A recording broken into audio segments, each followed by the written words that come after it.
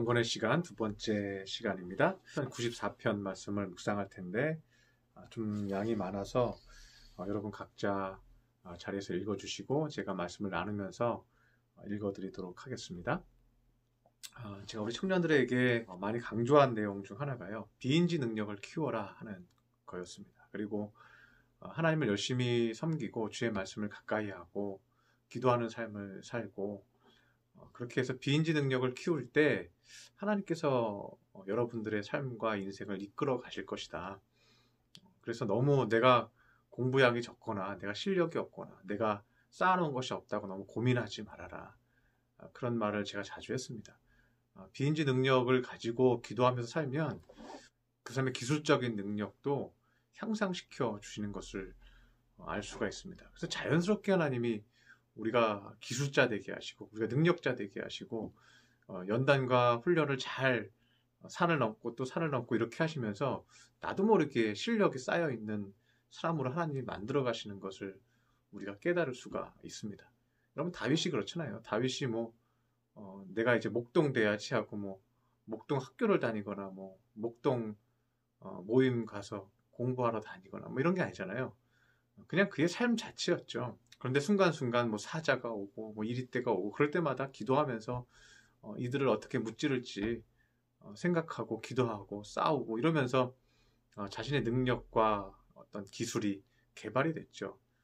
그러고 나니까 골리앗과 맞서도 두렵지 않을 정도로 하나님이 그를 재능과 능력으로 만들어 갔다는 것을 우리가 발견할 수가 있습니다. 우리 사회가요 갈수록 그렇게 되어가고 있어요. 과거에는 실력과 재능과 능력을 가진 사람들을 뽑았지만 지금은 더 중요한 것이 그것이 아니라는 것을 이제 사람들도 알게 된 거죠.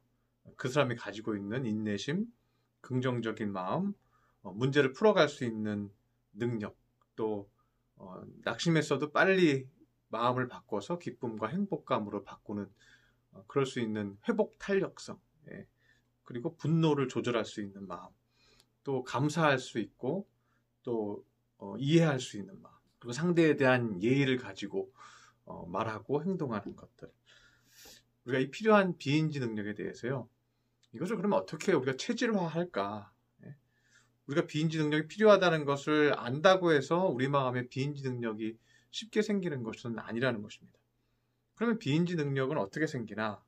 어떻게 인내심과 긍정적인 마음과 분노의 조절과 행복감, 다시 말하면 회복 탄력성, 좋은 양질의 사람, 마음 넓은 사람, 이렇게 어떻게 되는가?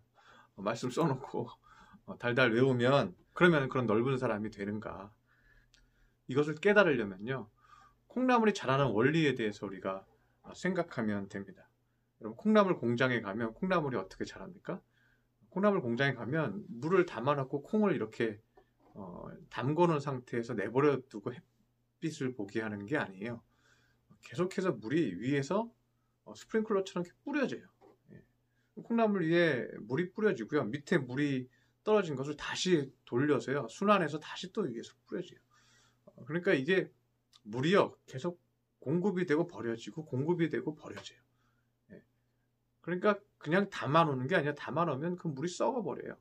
그 콩나물이 같이 썩어버리죠. 그래서 물을 계속 뿌려주고 그 물이 콩나물을 통과한 다음에 어떻게 해요? 버려져요. 우리가 무언가 꼭 이렇게 기억을 해야지만 성장하는 게 아니고요. 우리가 오늘의 하나님의 말씀을 묵상하고요. 그걸 깊이 내 마음속에 깨닫고 내가 조금이라도 바꾸고 조금이라도 내 자신을 개선하고 1cm라도 성장하는 거예요. 그리고 버려도 돼요. 버려도 내일 또 주시는 말씀이 있거든요. 그 말씀 또 붙들고 또 1cm라도 자라면 되는 거예요. 또 잊어버릴 수도 있어요. 또 까먹을 수도 있어요. 그런데 또 그 다음날 또 다른 말씀 묵상하면 돼요. 그렇게 되면 우리는 우리 자신도 모르게 우리 안에 비인지 능력이 생기고 우리가 넓어져 있는 것을 발견하게 된다는 것입니다.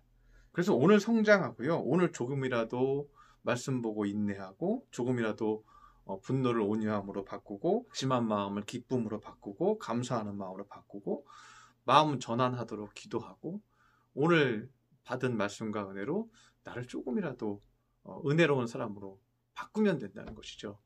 그래서요 우리는 까먹어도 성장하는 거예요. 말씀이 들어왔다가 그 말씀을 기억하지 못해도 성장하는 거예요. 왜? 그 말씀이 내 안에 들어왔을 때 내가 조금이라도 나를 바꾸기만 한다면, 조금이라도 나를 개선하기만 한다면. 저도 제 자신을 예를 들어서 말씀드리면요. 제가 어제 멍에에 대해서 묵상을 했잖아요. 멍에가 무엇이에요? 멍에는 요크라 그랬죠. 요크는 뭐예요? 그냥 수레를 뒤에 달고 있고 하나님 실어주는 것을 신는 거잖아요. 거기에 뭐가 실리든, 거기에 실리는 것이 뭐 내가 원하지 않는 것이든 내가 생각하지 않았던 것이든 그냥 그것을 싣고 순종하면서 가는 거죠. 제가 그 말씀을 묵상하고 내가 그렇게 해야겠다. 내가 반성하고 내가 어떤 사람이라도 그렇게 해야겠다라는 생각을 할 때 저는 그만큼 성장하는 거죠. 그래서 내가 어떻게든 하나님을 기쁘게 하자. 하나님이 실어준 것을 내가 싣고 앞으로 전진해서 조금이라도 하나님을 기쁘게 하자. 이렇게 마음을 먹고 그 하루를 지내는 거죠. 하나님의 말씀으로 나를 조금이라도 바꾸고 키울 때 우리 안에는 말할 수 없는 하나님의 능력으로 성장이 된다는 것입니다.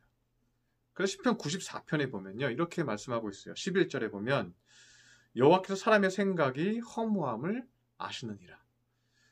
하나님께서는 우리의 생각이 자꾸만 허무해지는 것을 하나님은 아신다는 거예요. 그런데 이 허무함이요. 영어 성경으로는 NIV에서 futile이라는 단어가 쓰였어요. futile이라는 의미는요. 쓸데없는이라는 의미예요. 그러니까 사람이 자꾸만 반복해서 쓸데없는 생각에 반복해서 빠지는 것을 하나님은 아신다는 거예요. 그래서 우리는 가만 놔두면요. 자꾸만 쓸데없는 생각을 해요.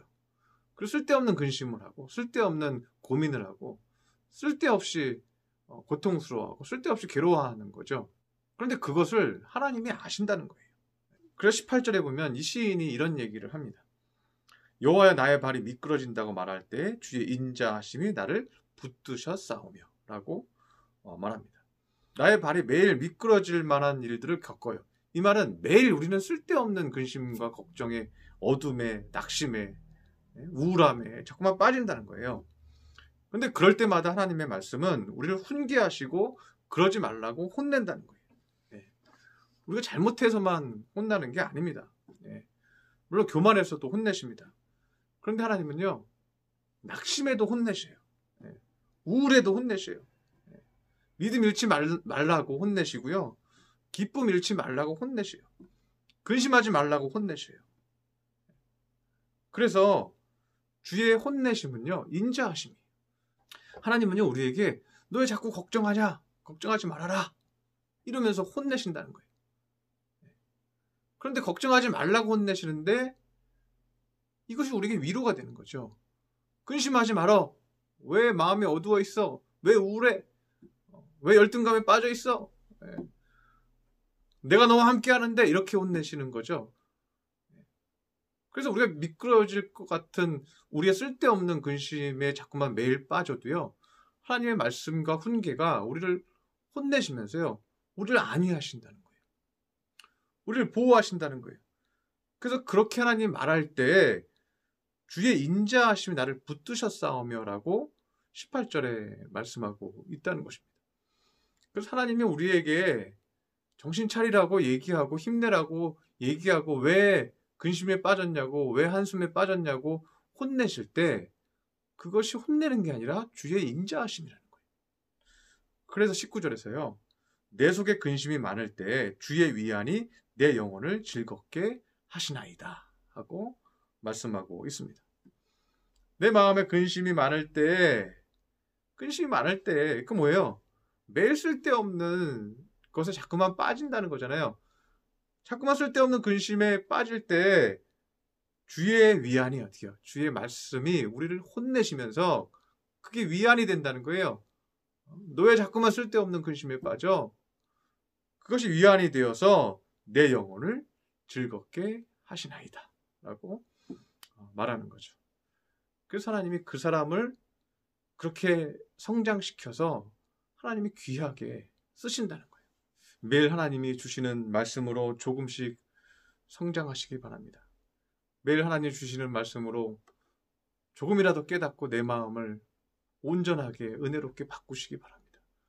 그것이 하나님이 여러분을 인도하고 계시다는 증거예요. 여러분이 오늘 하루도 그렇게 마무리하고 있다면요, 또 내일도 매일 그렇게 마무리하고 있다면요, 걱정할 것이 없습니다. 왜? 하나님이 여러분을 만들어 가시기 때문에 그렇습니다.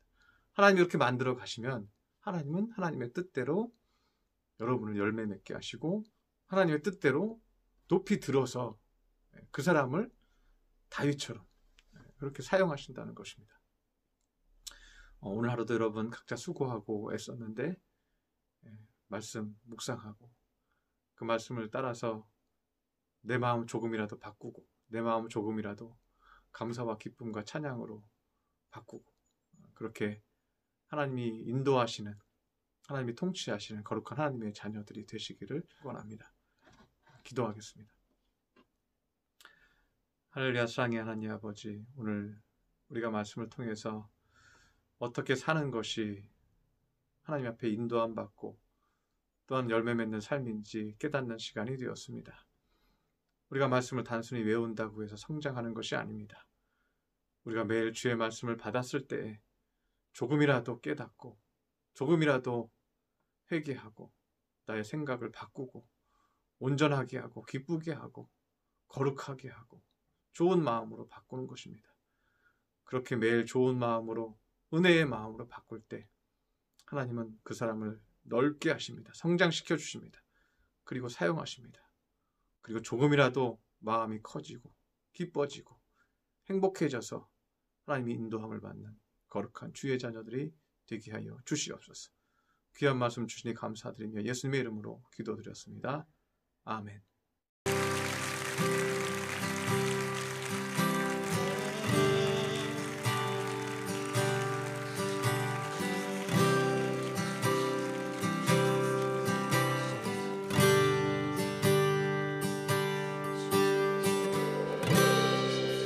모든 상황 속에서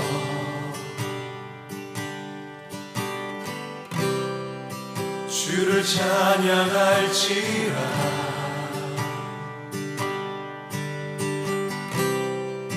주는 너의 근사한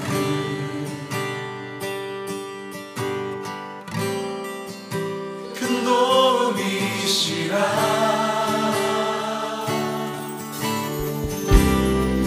주의 얼굴 구할 때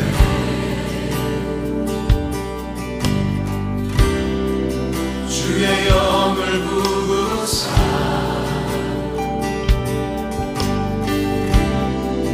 크신 사랑 안에서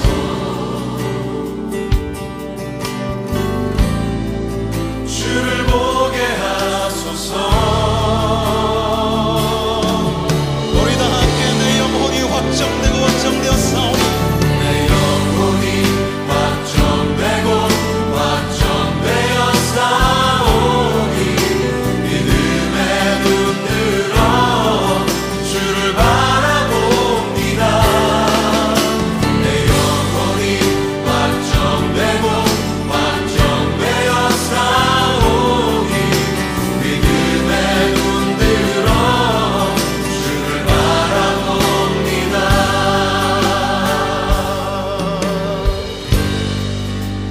모든 상황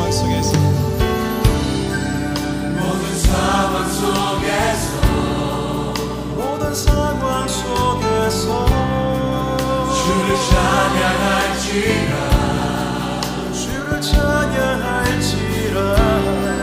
주는 너의 큰 삶을 큰 도움이시라. 주의 얼굴 구할 때에 주의 얼굴 구할 때 주의 영을 부으사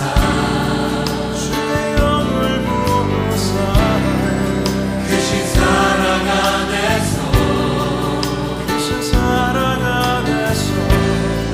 주를 보게 하소서.